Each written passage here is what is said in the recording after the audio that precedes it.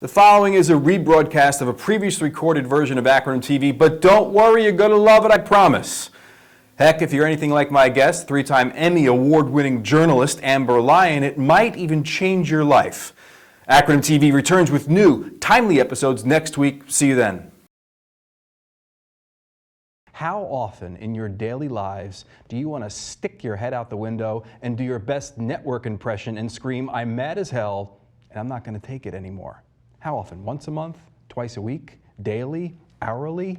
In demanding change from others or from the system, be they individuals or groups with whom we politically disagree, how often do we actually demand change from ourselves, from within?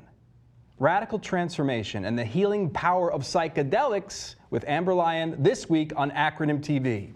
What do you stand for? You can try to erase me, minimum wage me, news article page me, calling us crazy. Your foundation is shaky, top heavy and lazy, with a sticker that says I love the 80s. Say they too big to fail, I say the harder they fall. Welcome to Acronym TV, coming to you this week from the Young Turks studio in Los Angeles. I'm pleased to welcome to the program Amber Lyon. Amber is a three-time winning Emmy Award-winning journalist, filmmaker, photographer, and explorer. She is the founder of the news site Reset.me, the web show and podcast Reset with Amber Lyon. Both the site and the show cover the potential for extreme therapies and alternative medicines to cure anything from depression to cancer. Amber, thank you very much for joining me today. Thanks for having me on, Dennis. Absolutely. I appreciate it. Yeah. So you went from a three-time Emmy Award-winning journalist, coming up on CNN, covering Occupy, covering social justice issues, your book, Peace, Love, and Pepper Spray, and now you're focusing your journalistic efforts on the healing power of psychedelic drugs. For thousands of years, native cultures have used psychedelics not as drugs, but as medicines. And science is on their side. Numerous studies show that psychedelics are not neurotoxic. They're non-addictive, and they have the power to cure even the most stubborn cases of anxiety, depression, addiction, and post-traumatic stress disorder. When people with treatment-resistant PTSD were given the psychedelic MDMA combined with psychotherapy, 83% were cured. Compare that to just 25% with psychotherapy alone. With 22 veterans a day committing suicide in the US, it's vital this medicine is made available to the public. The caffeine in your coffee is more toxic on your body than psilocybin mushrooms. The science shows these non-addictive substances actually slow down activity in areas of the brain overactive in people with depression. So how do you go from a career made for a mainstream media to like a 21st century Timothy Leary? Well, I've never, taken the traditional route in my journalism there, Dennis. I just realized time after time, I spent a decade on the streets covering some of the worst humanity has to offer, whether it be war, slavery, drug trafficking. And I realized after a certain amount of time that I was just covering the symptoms of the greater problem, which is our collective madness. And we really need healing on the individual level before anything's going to change when it comes to all the destruction we're seeing in this world. So I decided really, from now on for the rest of my career, I'm going to really attack the core, which is this collective insanity and collective need for healing, whether that be physical healing or healing when it comes to mental health disorders. And how do you go about attacking that? I'm working now to start a website, Reset.me, which really focuses on natural medicines and psychedelics. And we've been told psychedelics are drugs by our government. They've classified them in with heroin and methamphetamine. But the truth is that a lot of these psychedelic drugs are actually medicines in natural cultures. And they've been using them to purge trauma. And a lot of these natural cultures who use psychedelics don't know what anxiety and depression are. They don't have words for those because it doesn't exist in their culture, right, because they've been using these medicines for so long. And I really think it's one of the greatest human rights tragedies of this century that the general population does not have access to these life-saving medications. You've had some positive personal experiences with the ayahuasca. Very much so. Personally, I was facing symptoms of post-traumatic stress disorder.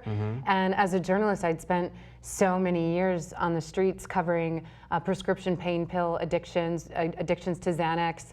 And I knew when I started having symptoms of post-traumatic stress disorder that I did not want to reach for prescription medication because I just seen the worst of the worst effects of these medicines.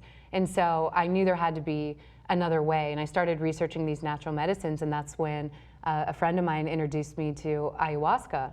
And I started reading the research, and I just had to clean my jaw up off the floor. It's like this medicine that's not being allowed to be administered here in the US has profound effects at not only curing post-traumatic stress disorder and addictions, mental health disorders, but also some studies have shown that ayahuasca over the long term increases your levels of serotonin, which is the chemical in your brain responsible for happiness. Right. So you're wondering why aren't these, being administered to the public? And when I went down to try the ayahuasca, I had such profound healing effects that I knew as a journalist I was going to do a 180 in my career and start focusing on these medicines. So it's not to say that you're not interested in all these social justice campaigns or stories that you were covering before, but that this is a completely new focus for you? This is a completely new focus, and an insight I've had on numerous occasions when I've been working with these healers and these medicines has been, Amber, you've got it all wrong. Like, you're spending all your time focusing on the symptoms of the insanity, which is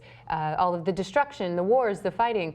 You really need to get in and focus on healing at the individual level. Show people that they have the power. They don't need necessarily doctors in Western medicine, but that they have the power to heal themselves. And when people start healing at the individual level, collectively, we're going to see dramatic change in society. All right, walk me through that, because I can see you have an energy about you that you feel healed, you feel positive, you seem happy. But how, if I become positive, I become happy, how is that going to stop, say, the military, U.S. foreign policy from wreaking havoc all over the world? How is that going to stop us from jailing so many people and profiting off the prison populations? How is that going to do anything but just make me happier, which is maybe the noblest goal of all? But seriously, as far as societal issues, how's this going to do it? Well, a lot of the reason we're seeing so many problems is because people aren't happy. People are anxious, they're depressed, they feel powerless. And so that's if you look at right now, almost a quarter of women in their 40s and 50s are on some kind of antidepressant, which often just numbs them to what's happening in society. So if you can get those women off this medication, you can get them healed, they're going to be a lot more productive as citizens and making sure that all this destruction doesn't happen. Also, often a symptom of trauma, so many of us are carrying up bottled trauma, especially from our childhoods, that affects us the rest of our lives. And oftentimes people are carrying that trauma, and that's why they're performing poorly, they're harming others, because it's a way of their trauma acting out. And so if you heal that individual that is, say, killing people or harming the world, if they're able to heal themselves and purge that trauma, it'd be nearly impossible for them to continue on such a destructive path. Yeah, I'm going to out myself. I've got some anger issues. I do. You don't appear like it here, at least. What? No, I caught you at a good time. You caught me at a good time. I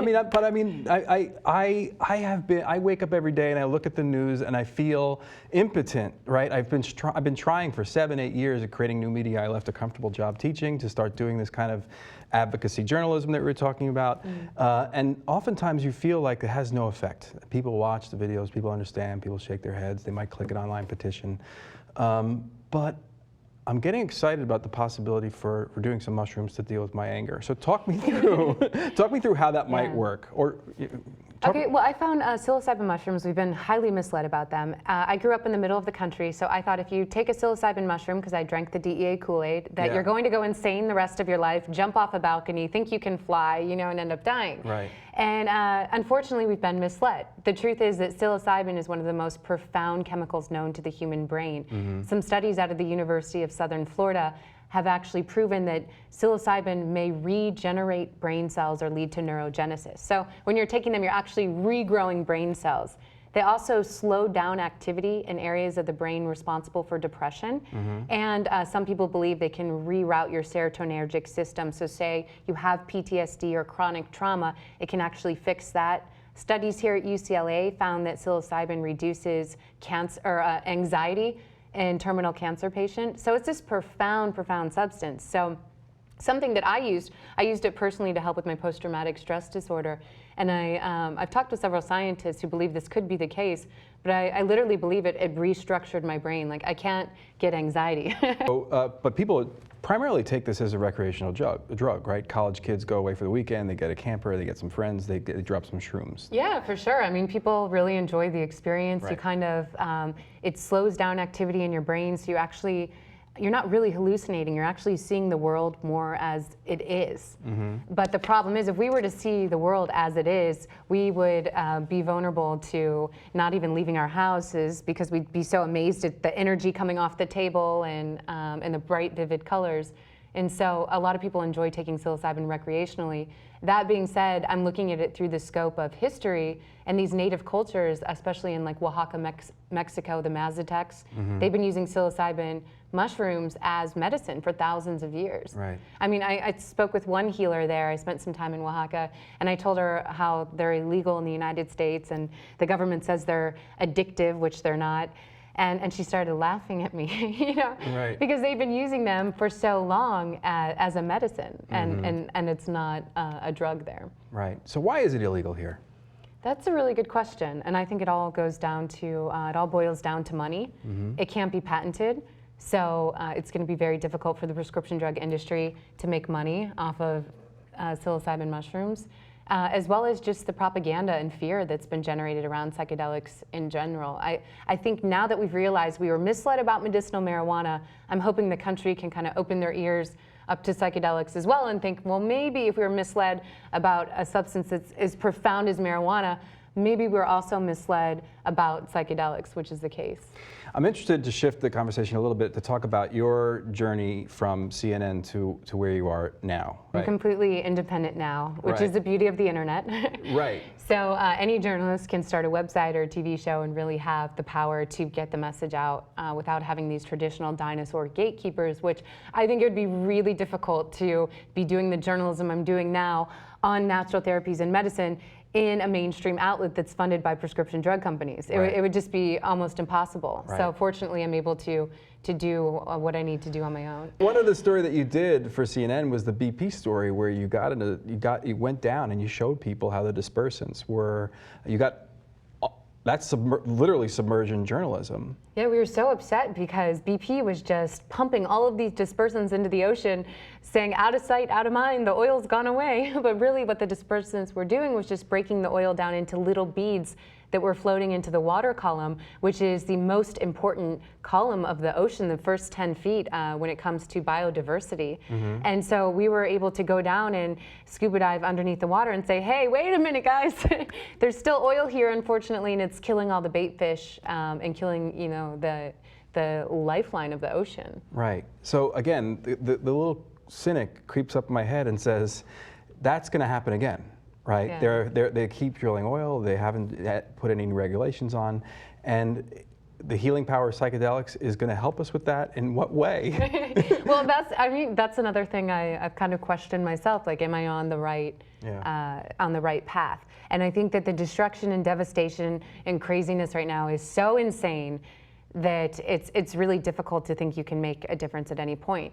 But I do know when people have used these medicines, they've often felt more of a connection with nature. They felt more of a responsibility to perceive the world as one, to love their neighbors. I know this sounds so hippie, but it's true. And when you can heal, almost changed the world.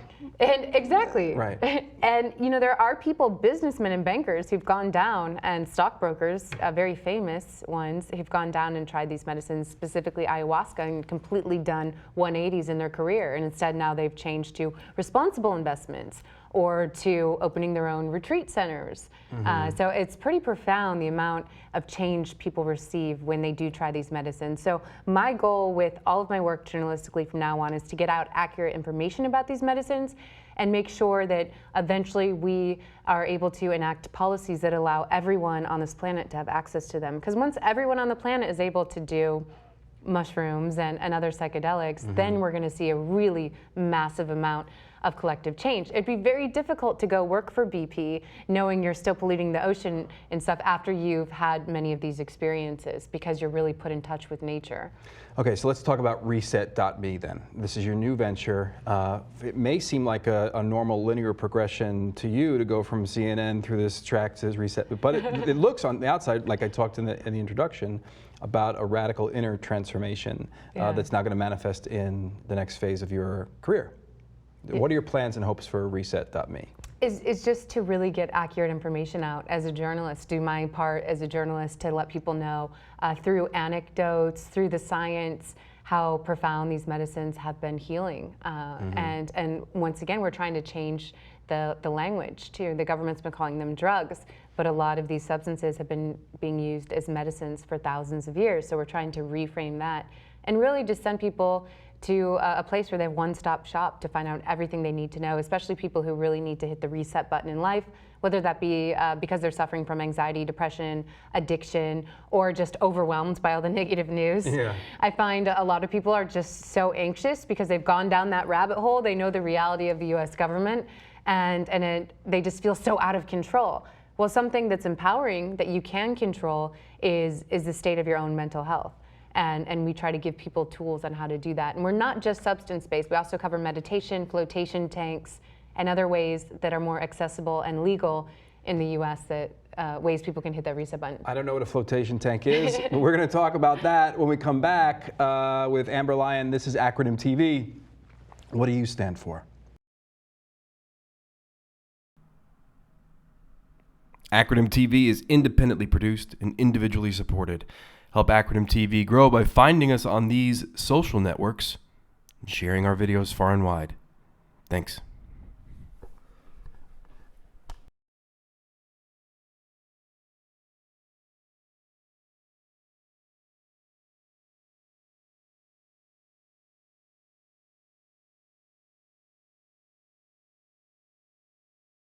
We're back with Amber Lyon, who wants you to just say yes. Amber Lyon behind the Reset.me initiative that's set to launch fairly soon. We were talking about, and I'm not joking, submersion tanks. Sensory deprivation tanks, or flotation tanks. Flotation tanks, what is this, and how is it going to help me? Okay, so something we're covering on Reset.me, in addition to the medicines, are other therapies that people can use to really try to heal and purge some of this mental trauma so many of us are carrying around. So a flotation tank is just that. It's a tank where you float inside of it.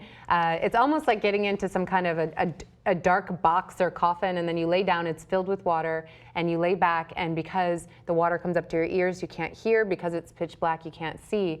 And through knocking out your senses, you're able to really stay in touch with your inner thoughts and inner soul. And for many people, it's very therapeutic to just lay there and be one with their thoughts and be able to kind of have a silent mind for a while. So another form of meditation. Exactly. Yeah. And it kind of just like jump starts the meditation, and it's a lot easier for some people to do than meditate, because meditation, some people, 5 minutes in, you're like, all right, I'm gonna go check my cell phone.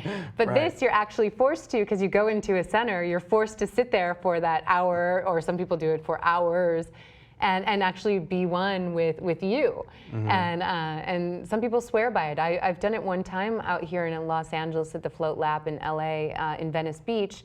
And I found it to be extremely therapeutic as well. I've heard you say that after your experience with psychedelics, you become more spiritual, more religious of a person, and that you don't think that life ends, that you've lost your fear of death.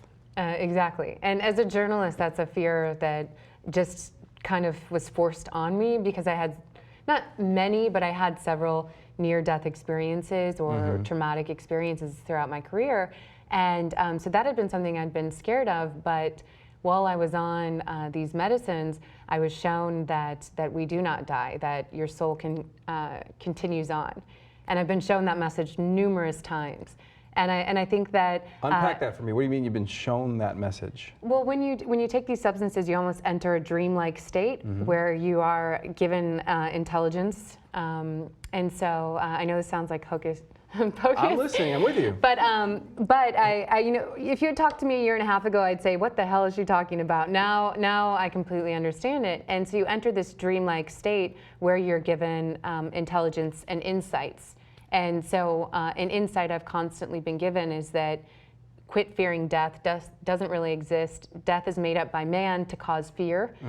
Because think about how much that fear consumes us throughout our lives every single day, and causes so much anxiety and keeps us from actually making our dreams happen, taking risks. And so this intelligence is constantly informing me that death doesn't exist, And if you look at the studies of psilocybin, they give it oftentimes to cancer patients who've been told they're going to die. Right. And those cancer patients, because of their death sentence, they can't even enjoy their last few days on Earth because they're so anxious and nervous. Right. And so the psilocybin intelligence they get when they take it is that, don't worry, you're going to continue on. Like maybe you're not going to have your same spacesuit, organic spacesuit that allows you to survive on Earth, but you will continue on. Your soul never ends. You know this sounds totally hippie, touchy, totally crazy. All of this does. I feel like such, in doing research for this interview, I feel like a little bit of a nerd too, because I was exposed to like DMT. Like, Yeah. this is like so trendy and so happening. Dimethyltryptamine? What is going? Yes. What is it? What does it do? So it is another substance. It's not necessarily on the medicinal list. We are covering it on the site, but it hasn't really been being used as medicines. And so it's a substance that's produced profusely in nature. It's also produced in the human mind. So it's interesting that it's Schedule I illegal, because it's actually almost like saying your brain is illegal because you produce this. It's so ridiculous. And what often happens when people are on DMT is that they have a very profound trip or journey where they're met with a higher intelligence. Many people believe it's God, and told about the meaning in life. So, I mean, how do you get more profound than that?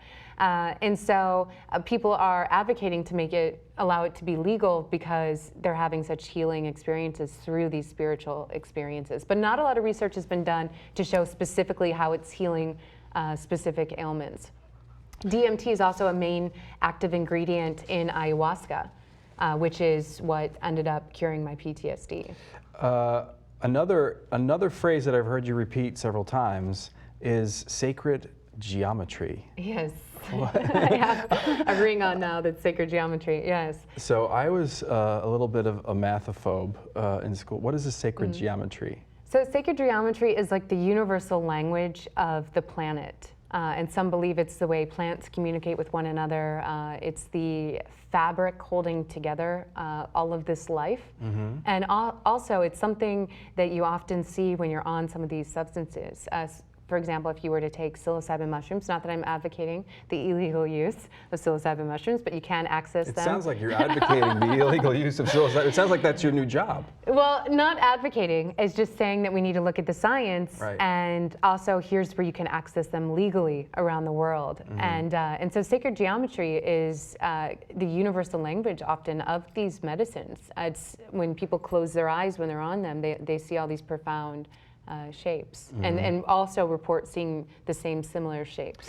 So yeah, that leads me to another question. You said before you were given this information, is it your interpretation that you're given this information from some kind of inner part of yourself, or it's something universal that's being given to you from some other source outside of yourself? I believe you're able to tap into a higher intelligence of the planet and the universe when you are on many of these medicines. And so I feel like I was given the knowledge or insight, or just was able to kind of tap in to that intelligence, almost as if you were, you happen to hear someone else's phone call happening on your cell phone. And so I feel like I've just been able to kind of sneak in, get a little bit of that intelligence, and then come back. Because there's things that I've learned while using these medicines that natives have learned for thousands of years that I never could have manifested in my mind because I didn't know they existed. So I know you're not advocating, but say, for argument's sake, I do want to try some of these mushrooms because I feel like that maybe it might help me relax, it might help me deal with some of, everyone's got stress, whether we just define it as PTSD or whatever we want to define it as. What's the ideal situation? Should I take them, go to a party, go to a rave? Should I take them in comfort of my home? Should I go to a beach? Walk me through the ideal situation. Do you want to have a horrific experience or a really healing one? I do not want to have a horrific experience. I tell everyone not to do these medicines. These are not recreational drugs. They shouldn't be done at parties or in an unfamiliar situation, or you're going to have most likely a bad experience. So the key is to really make sure you have the right set, which is your mindset, what you're thinking going into it. Make sure you haven't just had an extremely crazy, stressful day and you're all stressed out, and then you take them. It's not going to be good. You need to make sure you've calmed yourself down, maybe meditated, done some yoga, you're ready for healing. Also, you need to know in the mindset what you want, what type of healing you want. And then setting is vital. And so setting needs to be a place where you're very comfortable, a place where you can lay down during the entire experience. Often the experience lasts anywhere from 3 to 4 hours to 6 to 8 hours. And then also have someone there with you who's sober, who can watch over you and also take care of the day-to-day happenings, like say someone rings the doorbell or someone calls you on your phone. You don't want to be picking up your cell phone during these experiences. Now, LSD is not one of these naturally occurring drugs, but there are these interesting studies about the powerful effects it has on curing alcoholism. Yeah, it's really incredible. So many people don't know that back in the 1960s when LSD was legal, scientists, especially in Canada, were using it to cure alcoholism with a 45% success rate, which is relatively extremely high, almost borderline miraculous when it comes to alcoholism. And they were finding these profound results, but unfortunately in 1971, when the UN banned psychedelics worldwide, all of these therapists and doctors who were healing people had to just stop. Or had to go underground. What was the push behind that? Why is the UN banning psychedelics worldwide? It's a good question. They had an emergency meeting to ban them all in 1971, and I think what partly happened was the Timothy Leary movement and all of that had people really scared that if everyone does psychedelics, they're all going to drop out of society and tune out and everything's going to go to hell. And really what's happening now... No neoliberal agenda if everyone drops out. No one would be doing anything. I mean, that's what they thought, you know, and I think that terrified a lot of governments, and who knows how much the prescription drug industry had to say in that, I don't know. But I know what's happening now is that we're seeing a renovation of the movement. We're also seeing it so people kind of drop out for a couple weeks to heal, but then come back and take this knowledge in order to improve their profession or improve their personal life, or you know, maybe it didn't work. It doesn't work for everyone, but either way, they're still coming back to society. People aren't just dropping out and saying, "I'm done with this." You know. One of the questions I ask everyone who comes on the show, most of the people who come on the show are engaged in some kind of struggle. Some kind of opposition to a force. So that people are partially trying to stop the machine and also create the new world that they want to live in. If you vision yourself in that type of a moment, can you see a future where your struggle wins? And if so, what's the headline that day in the newspaper and what's the picture that goes along with it? I definitely see it where it's going to win, because we've seen medical marijuana become legalized, and I feel like psychedelics are the next big movement. And I see the headline saying, "All drugs are legalized worldwide." And then just a picture of someone holding a mushroom and smiling, you know, the grin going ear to ear.